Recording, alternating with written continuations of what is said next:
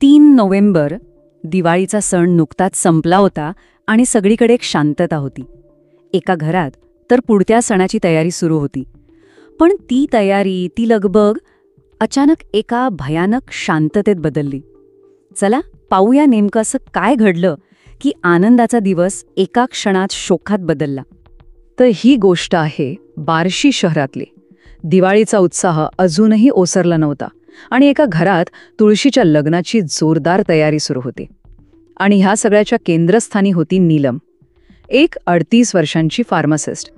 कल्पना करा, बार्शीचा उपळाई रोड परिसर.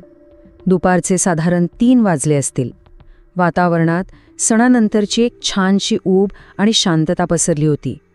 सगळीकडे इतकी शांतता की काहीतरी वाईट घडू शकतं असं कुणाला वाटलं सुद्धा नसेल.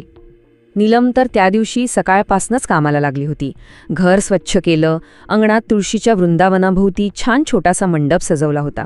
आणि हो, स्वतःही नवीन साडी नेसून दागिने घालून तयार झाली होती. तिच्या चेहऱ्यावर एक वेगळाच आनंद होता, सणाचा आनंद. तिने तिचा नवरा बालाजी याला फोन केला आणि काय म्हणाली, लवकर या, आज सण आहे, उशीर करू नका. इतकं साधंसं बोलणं, पण कुणाला माहीत होतं की हेच तिचे शेवटचे शब्द ठरणार आहेत. किती सहज होतं हे बोलणं, पण हीच सहजता काही वेळातच नाहीशी होणार होती. आत्तापर्यंत सगळं कसं छान, शांत आणि मंगलमय वाटत होतं, नाही का? पण अचानक या शांततेचा भंग झाला. घरात एक अशी व्यक्ती शिरली जिच्या येण्यानं सगळ्यांच्या सगळं चित्रच बदलून गेलं. आणि नेमकं त्याच वेळी नीलम घरात एकटी होती. मुलगा शाळेत गेला होता, नवरा कामावर, आणि हाच एकटेपणा तिच्यासाठी सगळ्यात धोकादायक ठरला. आणि सगळ्यात धक्कादायक गोष्ट म्हणजे तो माणूस घरात शिरताना शेजारच्या लोकांनी पाहिलं होतं.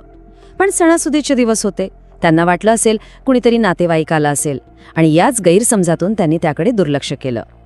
आता त्या बंद दाराच्या आत नेमकं काय घडलं ह्याचा अंदाज फक्त बाहेर आलेल्या आवाजांवरूनच लावता येतो. आधी थोडा वादावादीचा आवाज आला, मग झटापटीचे आवाज, आणि त्यानंतर सगळं शांत, एक भयान शांतता. आणि ह्याच शांततेने सांगितलं की आत काहीतरी खूप वाईट घडलंय. आता आपण पाहूया तिचा नवरा बालाजी याच्या दृष्टिकोनातून. तो संध्याकाळी घरी परतला, पण त्याला जे काही दिसलं त्याने त्याच्या पायाखालची जमीनच सरकली.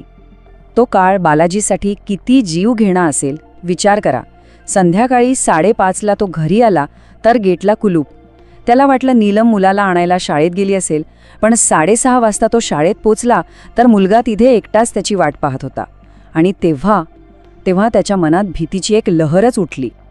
शेजारच्या एका लहान मुलाने हिम्मत करून खिडकीतून आत पाहिलं, आणि त्याने जे सांगितलं ते ऐकून काळजाचा ठोकाच चुकला. तो लहान मुलगा म्हणाला, काका आत बघा ना, काकी झोपल्यात पण त्या हलतच नाहीयेत. बालाजीने जेव्हा धावत जाऊन खिडकीतून आत पाहिलं तेव्हा जणू काही वेळच थांबली. त्याची नीलम जमिनीवर निपचित पडली होती आणि अख्खी खोली अस्ताव्यस्त झाली होती. सगळीकडे झटापटीच्या खुणा स्पष्ट दिसत होत्या. या घटनेनंतर अर्थातच पोलीस आले, तपास सुरू झाला. पण या तपासाला एक असं काही अनपेक्षित वळण मिळालं की सगळेच चक्रावले. कारण गुन्हेगार स्वतःच चालत पोलिसांसमोर हजर झाला. पोलीस घटनास्थळी पोहोचले होते. त्यांनी त्यांचा तपास सुरू केला होता. त्या खोलीतली प्रत्येक विस्कटलेली वस्तू, ते रक्ताचे डाग, त्या झटापटीच्या खुणा, सगळं काही एक क्रूर कहाणी सांगत होतं. एकीकडे पोलीस पुरावे गोळा करत होते आणि दुसरीकडे एक माणूस अगदी शांत चेहऱ्यानं पोलीस स्टेशनमध्ये आला.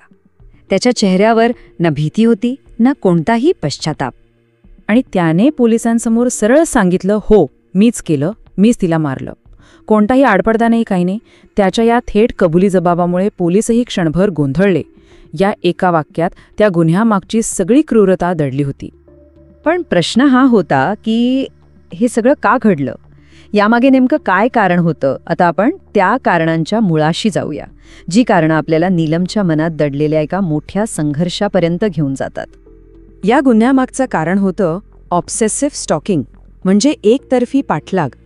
आरोपी नीलमच्या ओळखीचाच होता. ती जिथे फार्मासिस्ट म्हणून कामाला होती तिथेच त्यांची ओळख झाली होती. पण ही ओळख कधी छळात बदलली हे तिलाही कळलं नसेल.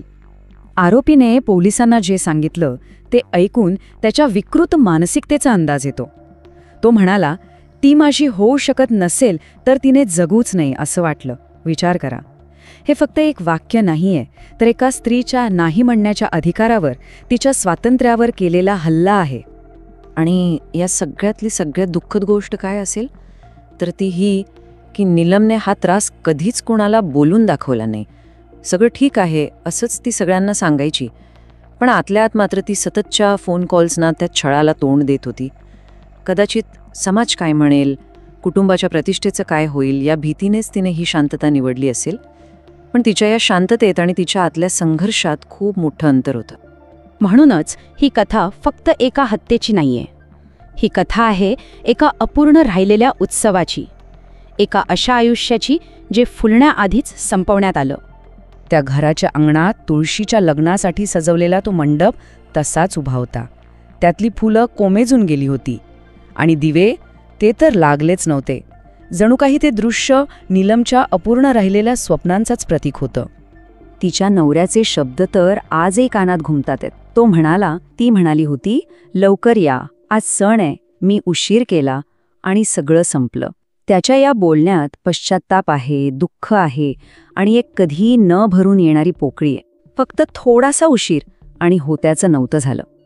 नीलमची ही कहाणी संपते, पण एक महत्त्वाचा प्रश्न मागे सोडून जाते. आपल्या समाजात असे किती आवाज आहेत जे मदतीसाठी बाहेर येण्याआधीच भीतीमुळे किंवा प्रतिष्ठेच्या ओझ्याखाली दाबले जातात? यावर आपण सगळ्यांनीच विचार करायला हवा.